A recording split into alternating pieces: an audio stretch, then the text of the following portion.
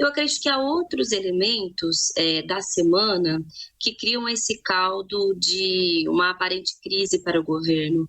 O tema do Moro, acho que apareceu e eu acho até meio natural que o Lula tenha uma reação ruim com relação a qualquer acontecimento político sobre a figura do ex-juiz Sérgio Moro, em função do histórico que os dois têm, né, da prisão, que depois foi julgada como uma prisão indevida, por ele ter utilizado de um processo político ao invés de um processo jurídico para levar o presidente Lula para a prisão, em função de uma polarização política que se apresenta na sociedade e o Moro ocupar um lado oposto.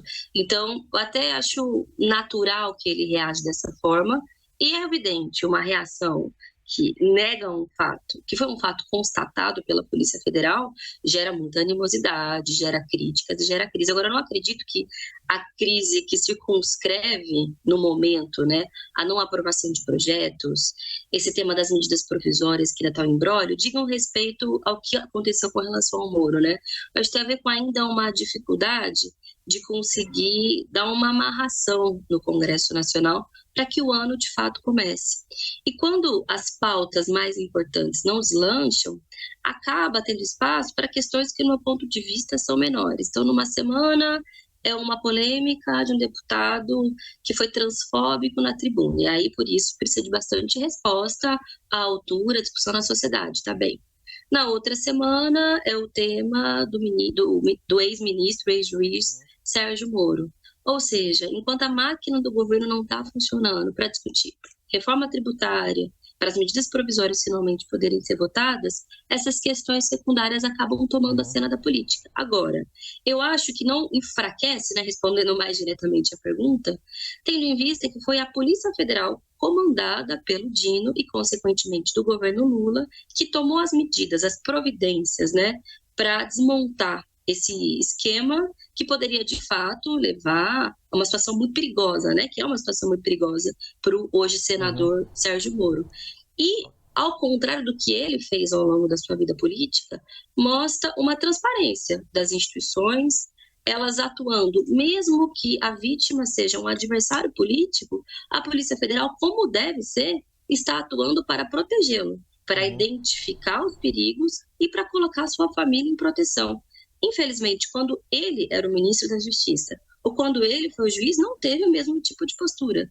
Não, as instituições não atuaram de forma transparente e sem pender para um lado político, como que ele fez ao longo desses últimos anos. Então, nesse sentido, não acho que enfraquece. Acho que, inclusive, pode fortalecer, porque mostra que, apesar de ser um adversário político, a Polícia Federal não deixou de atuar como deve atuar. Vou tentar ser objetivo.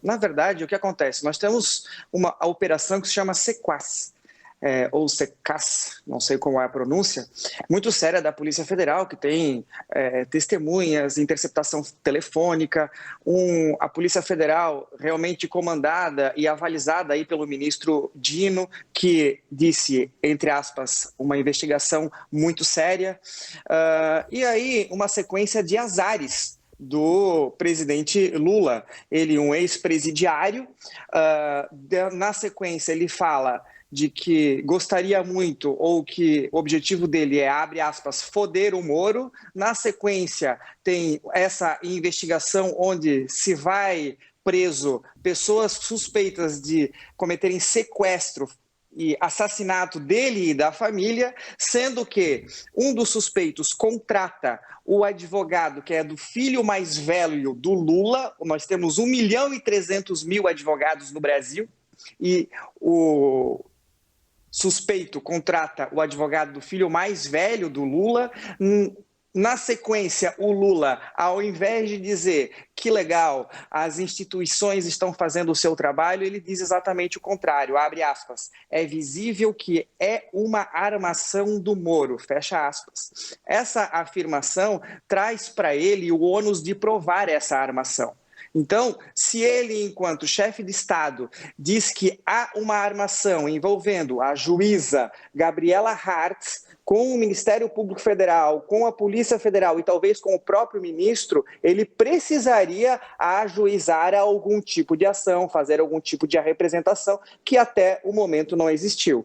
Isso configura, inclusive, crime de prevaricação que está no artigo 319 do Código Penal. Essa afirmação é visível que é uma armação do Moro, ou a outra afirmação do Lula que quer, abre aspas, foder o Moro, é que precisa ser explicada. Ela não foi feita por mim e nem pela Sâmia. Nós não temos responsabilidade. A juíza Gabriela não tem responsabilidade, o Moro não tem responsabilidade. É o presidente da República que precisa dar explicações. E ele, além de não dar explicações, não trouxe nenhuma prova daquilo que ele disse e também não fez nenhum tipo de representação para os envolvidos dessa dita armação que ele mesmo afirma ter. É óbvio que isso causa uma instabilidade enorme, porque ele está atacando instituições que trazem segurança jurídica para o Brasil, instituições sérias, Polícia Federal, Ministério Público Federal, a magistratura, que inclusive já fizeram cartas de repúdio contra a presidente da República. Natural que haja essa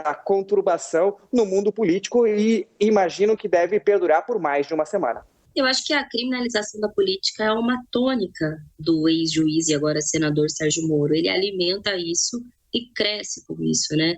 Ele e outros parlamentares que também foram eleitos na mesma esteira. Mas o que é engraçado é que quando ele estava comandando a Polícia Federal, por ser também ex-ministro da Justiça e da Segurança, ele não tinha a mesma preocupação de tentar utilizar as instituições brasileiras para cumprirem com o seu ofício. Pelo contrário, utilizava ela para perseguir adversários políticos. Quem não se lembra do Bruno Pereira, aquele que infelizmente foi assassinado, que protegia os indígenas e a floresta amazônica? Ele foi demitido por alguém que foi indicado pelo Sérgio Moro, justamente porque ele significava, à época, um problema para o governo Bolsonaro, que tinha uma política antiambiental, uma política anti-indígena. Ou mesmo não vi reclamações semelhantes dos imensos e inúmeros crimes de responsabilidade que o ex-presidente Bolsonaro cometeu. A extrema-direita e a direita que agora buscam, nos deslizes verbais do presidente Lula, criar um grande celeuma, não tinham a mesma disposição de fazê-lo responder, por exemplo, quando ele imitou as pessoas com falta de ar, em plena pandemia da Covid-19, ou quando ele estimulou que os tanques de guerra desfilassem na frente do Congresso Nacional, quando a população brasileira clamava por uma melhor condução da pandemia, fazendo alusões, por exemplo, ao golpe de 64. Então, eu acho que é natural que a oposição da direita e da extrema-direita busque espaço para tentar desgastar a imagem de um governo que acabou de começar. Agora, o que me espanta é esse repentino apreço à figura do Moro, ou essa tentativa de fazê-lo se reerguer no cenário nacional, sendo que ele saiu bastante desmoralizado, depois que o Supremo considerou que os julgamentos que ele fez quando tocava a Lava Jato no Brasil eram julgamentos completamente parciais. Quando ele, inclusive, aceitou o cargo de ministro do ex-presidente Bolsonaro, ele deixou isso muito claro. E agora que senador, está ainda mais claro que sempre houve um objetivo político. Agora tentam reerguê-lo, talvez como uma possibilidade de ter uma alternativa, tendo em vista que o Bolsonaro, se tudo der certo, vai responder pelos seus crimes, vai se tornar inelegível e precisam resgatar alguém para ocupar esse espaço político, né, de um representante da extrema-direita no Brasil. Mas fato é que, se acham que há qualquer tipo de relação, que se investigue. A Polícia Federal do atual governo está atuando para isso. Não há nenhum tipo de problema. Agora, tentar resgatar o Moro como se fosse um paladino da moral, ninguém vai cair mais nessa, é evidente, por todo o seu histórico e pela lógica de criminalização da política, que foi o que ele sempre buscou fazer, e agora tenta ver se alguém se convence com um discurso supostamente neutro, de supostamente vítima, que ele nunca foi.